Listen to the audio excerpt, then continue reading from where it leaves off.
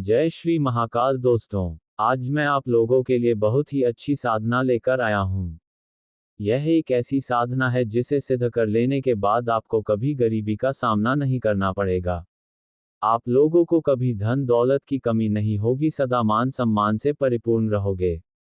ये साधना सभी साधकों के लिए है, चाहे वह नया हो या चाहे पुराना हो, सभी कर सकते हैं।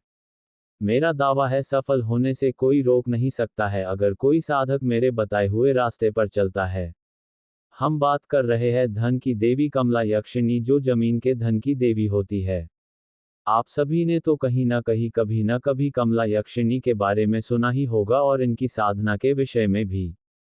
पर आज मैं आप लोगों को कमला यक्षिणी देवी की जानकारी देता हूं कि ये होती कौन है और क्या कार्य करती है।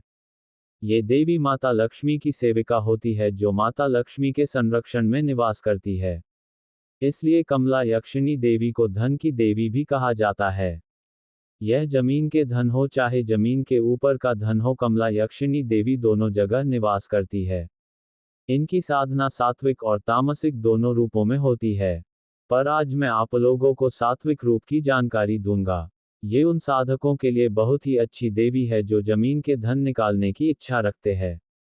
कमला यक्षिणी देवी जमीन के धन निकालने में और जमीन के सभी संबंधित कार्य में आप लोगों की बड़ी ही अच्छी सहायता करेगी।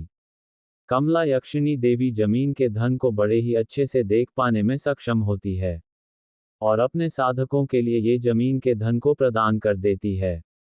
जमीन के धन को बांधना हुआ या बंधन को तोड़ना हो, वहां की शक्तियों को हटाने में भी सहायता करती है। कमला यक्षिणी देवी जमीन के अंदर का जल को भी बता पाने में सक्षम होती है, सही और सटीक जानकारी देती है। देवी बहुत ही शक्तिशाली होती है, ये केवल जमीन के धन बस नहीं, अपने साधकों के सारे कार्य करती है। जमीन के धन के लिए बहुत से साधक अलग अलग साधना करते हैं। अगर वो इस साधना को कर लिए तो उन्हें अन्य किसी साधना की आवश्यकता नहीं होगी। देवी के माध्यम से आप लोगों का बहुत ही आसानी से इलाज कर पाएंगे और सामने वाली की तकलीफ को भी बता पाएंगे। इनकी साधना घर पर की जा सकती है और बाहर भी कर सकते हैं। पर देवी की साधना अगर घर से बाहर किए तो सफल होने से कोई रोक नहीं सकता है।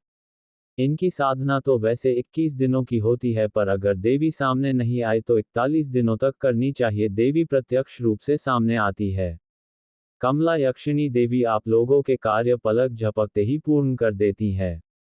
ये वशीकरण, मारण, मोहन, उच्चाटन, विद्वेषण, शांति कर्म, सारे सत्कर्म के कार्य बड़ी ही आसानी से कर देती है।